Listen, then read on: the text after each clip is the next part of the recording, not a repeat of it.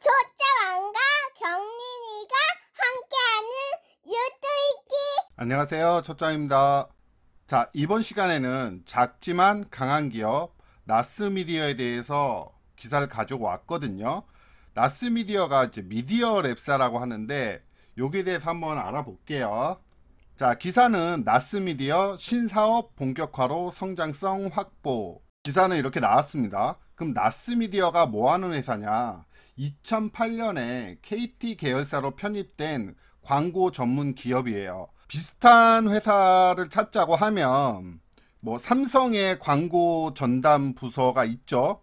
이게 이제 제일기획이라는 데가 있고, 뭐 현대차 얘네들을 보면 이노션이라는 회사가 있고요.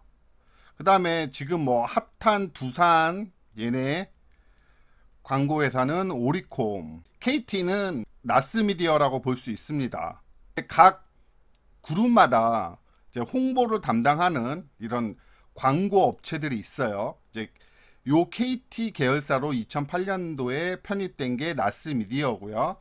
얘네들이 전체적으로 이제 광고를 취급한다고 보시면 돼요. 그게 온라인이든 모바일이든 5개 광고든 요런 것들 전체적으로 취급하는 게 이제 나스미디어다, 이렇게 생각하시면 되고요. 국내 대표 미디어 랩사라고 하고, 요거 제가 조금 이따 다시 설명드릴게요. 올 1분기에 매출이 274억 원 나왔는데 이게 전년 동기 대비 5% 증가했고, 영업이익이 60억 원 근데 33% 증가했다고 합니다. 2021년 올해 매출 예상이 1150억 원, 영업이익이 284억 원 전망이 되고 있습니다.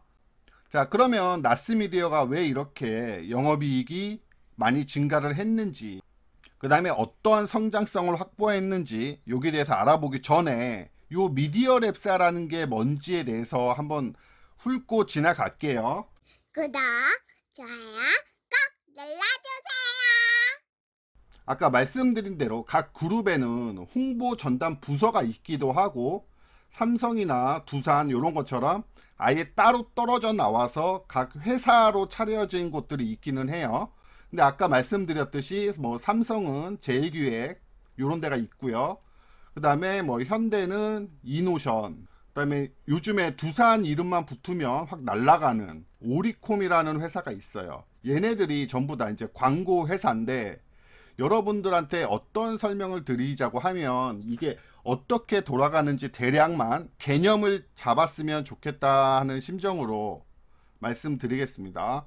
일단은 이제 모든 예를 드는 거예요. 예를 삼성에서 22가 나온다고 칠게요. 그러면 삼성전자에서 개발을 하잖아요. 그러면 이제 제품이 개발이 완료가 됐어요. 이제 출시를 하게 되어 있습니다. 이제 그러면 요 제일기획이라는 데한테 얘기를 해요. 삼성에서, 야, 우리 이번에 갤럭시 S22가 나오는데 얘의 특징은 뭐가 있고, 얘는 전작과 어떤 게 다르고 등등의 이런 특징이 있을 거 아닙니까?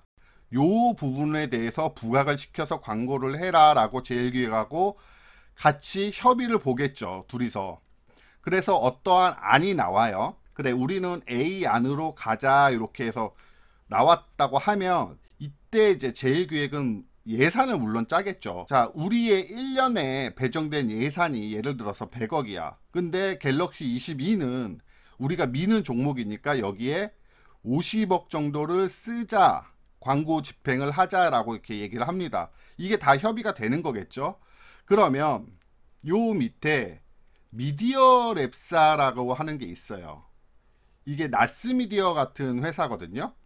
얘기를 하는 거예요. 이제 제일기획에서, 야, 우리가 이번에 갤럭시 22가 나오는데 50억 정도 광고를 집행하려고 해. 그럼 나스미디어 측에서는, 아, 그러면 50억 중에 20억은 TV 광고를 진행을 하시고 20억은 모바일 광고를 진행을 하고 한 10억 정도는 5개 광고 집행을 하시는 건 어떠세요? 라고 등등의 집행하는 방법들을 보여주겠죠, 얘네한테.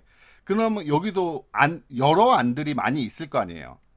그러면 그 중에서 하나 픽을 하는 거예요. 요 안으로 통과가 됐다 칠게요. 그럼 TV 광고를 하게 되면 어느 채널에 어느 시간대에 얼마나 자주 등등 이런 거를 분석을 해야 될 거 아니에요. 이 나스미디어가 이런 걸 분석을 해줘요. 그리고 최적의 안을 찾아준다는 거죠. 모바일 광고도 마찬가지고 모바일도 이런 식으로 해주고 5개 광고는 예를 들어서 이 5개 광고가 뭐냐면 버스 같은 거 보시면 여기에 광고판이 이렇게 붙어져 있잖아요. 요런 것들을 제안을 해주는 거예요. 건물에 보시면 위에 옥탑에 광고들이 있죠. 이렇게 광고판 있어가지고 여기에 영상이 나오기도 하고 아니면 고정된 그림이 있는 거 요런 것들을 5개 광고라고 하고 뭐 야구장 보시면은 야구장 펜스에 있거나 근데 우리가 흔히 길거리 지나다니면서 볼 수 있는 것들을 5개 광고라고 해요. 그런 것들을 제안을 해줘요. 야, 버스에다 광고를 할 거면 몇 번 버스 번호 노선이 있잖아요. 어디 노선을 가는 게 가장 효율적이고 이런 갤럭시 이런 거는 어디 지역에 뭐 강남이면 강남 지역에 5개 광고를 하는 게 효율적이고 이런 얘기를 해준다는 거죠. 제일기획한테. 그런데 나스미디어가 이렇게 하려고 한다면 얘의 역량이 이런 광고를 한두 건만 한다고 해서 이런 걸 다 알 수는 없잖아요. 그러니까 무수한 광고 집행을 했기 때문에 이 역량이 상당히 뛰어난 거예요. 예를 들어서 뭐 100번 버스에다가 5개 광고를 하고 싶다. 근데 이 100번 버스에 다른 광고가 붙어 있으면 어떡해요? 그러니까 이런 거 조율. 그러니까 우리가 흔히 얘기하는 지금 이런 TV 뭐 모바일 이런 버스 5개 광고 이런 거를 매체라고 해요. 나스미디어가 이런 매체를 많이 갖고 있기도 하고 이 매체를 가지고 있는 회사들을 많이 알기도 해요. 그러니까 제일기획이 나스미디어를 통하지 않고 직접 하려고 한다면 얘네들은 이런 TV 채널 어디 시간대 이런 것들 다 분석을 하는데 시간이 걸리잖아요. 정확하지도 않을 뿐더러 모바일도 마찬가지고 예를 들어서 100번 버스에다 광고를 붙이려고 하는데 이 버스를 직접 제일기획에서 찾아서 가고 이러지는 않죠. 비효율적이잖아요. 비효율적이죠. 이런 거를 대행해 주는 게 요런 중간 광고 대행사 미디어 랩사라고 하는 게 요런 일들을 하는 거예요. 이해되시겠죠? 자, 긍정적 배경을 볼게요. 다양한 매체 확보로 묶음 판매가 가능하다. 아까 말씀드렸죠. 아까 100번 버스에 버스 광고를 50대를 돌리고 200번 버스에 광고를 50대 돌리고 또한 5개 광고를 한다고 하면 건물 위에 옥상에 이런 광고들 이거를 매체를 나스미디어 갖고 있기 때문에 여기다도 하고 그러면 얘 플러스 얘로 해서 원래는 얘는 100원이고 얘는 50원인데 둘이 합치면 우리가 130원에 해줄게요.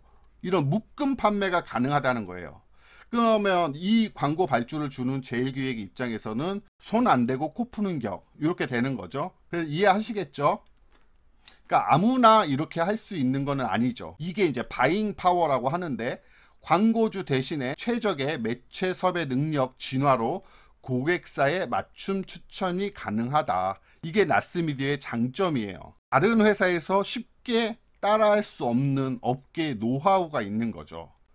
그러면 광고만 하고 끝이냐? 광고 집행 시 매체 제안을 하고 그 다음에 거기에 대한 효과 예측을 하고 광고 집행을 하고 거기에 대한 또 운영 관리를 하고 광고가 이제 게재가 됐어. 그러면 어쨌든 파손되고 혹시 뭐 잘못됐으면 수정을 하고 이런 관리도 되게 중요하거든요. 그 다음에 효과 측정 분석을 해요. 아, 얘네들은 뭐 10대에서 광고가 통했다, 20대에서 광고가 통했다, 어디 지역에서 광고가 통했다, 이런 것들을 파악을 할 수 있는 능력이 되는 거예요. 그러다 보니까 고객사 데이터 관리 과정이 체계적으로 운영되어 있다. 이러다 보니까 당연히 얘네한테 광고를 맡겼으면 어떤 광고주가 광고를 맡겼을 때 너무나 편한 거죠. 얘네가 매체 제안부터 예측해줘, 광고 집행도 해줘, 운영도 해줘, 효과 측정 분석도 해줘. 이런 데이터 관리 과정을 체계적으로 딱 데이터를 뽑아서 주는 거죠.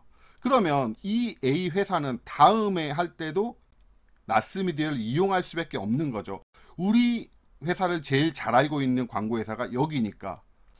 이해되시겠죠? 이런 것들이 결국에는 다른 회사가 따라올 수 없는 나스미디어만의 장점이다. 이렇게 생각하시면 되고요.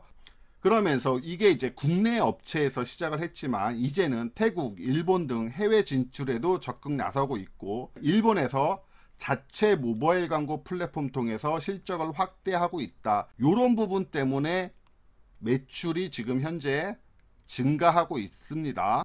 라고 기사가 얘기를 하는 거죠. 제 얘기가 아닙니다. 이거 기사 내용을 제가 이거 요약을 한 거예요. 이거는 제가 설명을 해드리는 것 뿐이지 이거를 제가 쓴 건 아니에요. 물론 이거 타이핑은 제가 했습니다.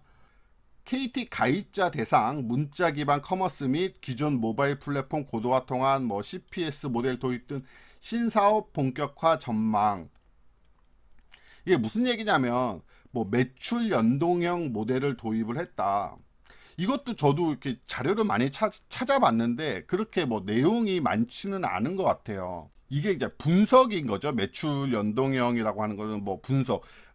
아까 말씀드린 여기는 10대에서 통했다. 이 상품은 20대에서 통하고 저 상품은 30대에서 통하고, 또는 지역이 여기는 서울의 명동에서 통한다.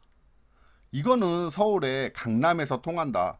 이런 매출에 따른 이런 분석, 요런 거를 할 수 있는 모델을 도입을 했다는 거죠. 모든 광고에 대해서. 이게 어느 정도 이제 데이터가 쌓여서 어느 정도 정확도를 갖고 있는 얘네만의 무기가 되는 거죠.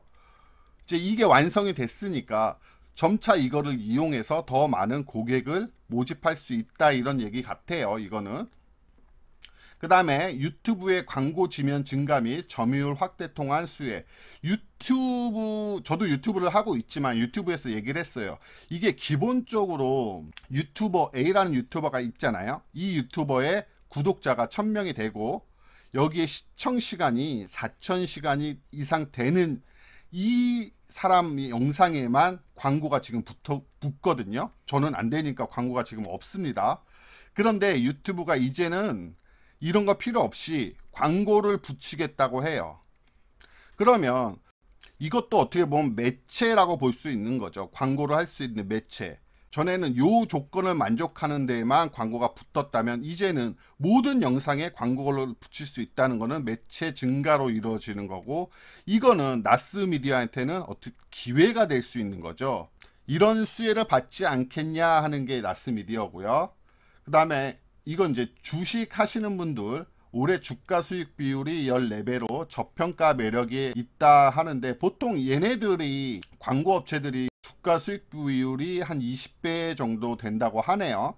근데 요 퍼에 대해서는 지금은 말씀드릴 건 아니고 나중에 주식 얘기를 하면서 언젠가 말씀드릴 날이 있을 거예요. 그러니까 주식 하시는 분들은 그냥 저평가 매력이 있다, 이렇게 생각하시면 되겠습니다. 자, 그러면 좋은 점만 봤잖아요. 그러면 우려점도 있을 거 아니에요. 우려점을 한번 볼게요. 코로나로 주력 광고주의 온라인 검색 광고 예산 집행이 축소됐다라고 해요. 그러니까 코로나로 인해서 코로나 백신 요게 또 나오고 있잖아요. 그러면서 지금 마스크 벗는 나라들도 생기고 있는데, 이거는 앞으로 오히려 이게 기회지 않을까 싶어요. 어쨌든 코로나로 인해서 광고 업계가 조금 죽었던 거는 사실인 건 맞아요. 요건 사실이었어요. 근데 이제는 이 코로나가 없어지면 이 광고 업계가 다시 뜰 수 있는 기회에 서 있지 않나 싶습니다. 저는 항상 나오는 얘기지만 경쟁사가 증가한다. 인크로스, EM넷, 퓨처 드림 네트워크스 등 이런 회사가 있는데, 인크로스가 제가 알기로는 SK가 지분 투자를 했나?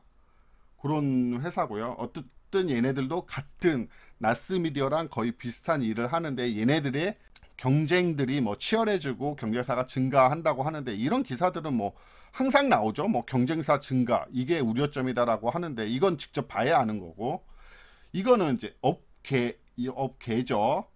업계 1위 사업자로서 경쟁사처럼 단가 경쟁을 적극적으로 하기 쉽지 않아. 그러니까 얘네가 나스미디어가 거의 1위 업체란 말이죠. 미디어랩사의 1위 업체인데, 얘네가 어떻게 보면 평균 모델이 되고 있는 상황이기도 할 거 아니에요. 근데 얘네들이 단가를 계속 바꿔. 그러면 얘네들한테 기생해서 사는 이런 회사들이 저 1인데 너무 줏대 없는 거 아니야? 이렇게 생각할 수도 있고, 한편으로 평균 모델이라고 한다는 거는 일정하다는 얘기 아니에요. 그러니까 평균이죠.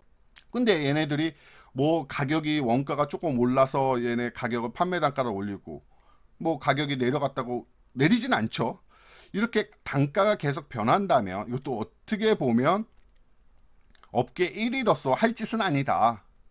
그러니까 약간 쪽팔린 것도 있고, 평균 모델인데 이렇게 계속 바꾼다면 평균도 되지 않으니까 이 부분은 경쟁을 적극적으로 하기 쉽지 않아. 이거는 저도 인정을 하겠습니다.